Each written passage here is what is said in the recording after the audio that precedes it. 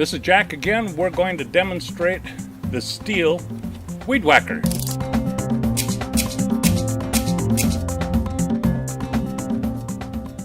To use this tool, it's kind of like sweeping. Push the trigger. That activates this string-fed cutter, and that's going to spin around. It's going to make noise. Make sure that you don't bounce it on the ground, because it's got this little knob. This is a line feed. Every time you bounce this on the ground, the machine dutifully adds more of its line.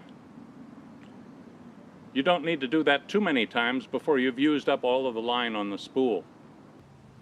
I usually wear boots when I'm working with power tools. Definitely don't wear flip-flops, sandals, slippers. If you ever want to get a permanent mani-pedi, you can do it easily with a weed whacker. If you've got a lot of weeds to whack, chances are very good that you'll run out of string. Here's the way to reload. Make sure the weed whacker is unplugged.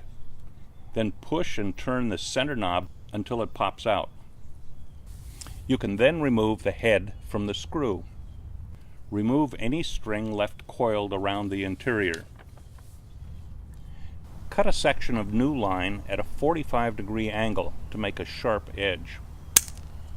Rotate the outer ring of the head until the triangles align. Feed one end of the line into the hole until it stops. If it keeps feeding around the spool, you've missed the pocket. Take it out and try again. Do the same thing with the other end of the string in the opposite hole. Wind the outer rings to take in the string. It should feed into both sides. Leave about a 2-foot loop. Put the head back on the weed whacker, making sure the top of the screw protrudes through the head. Make sure the arrows are still aligned.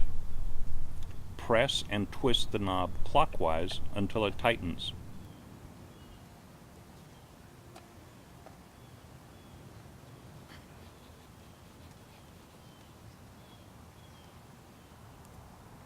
Then you can cut the loop in the middle.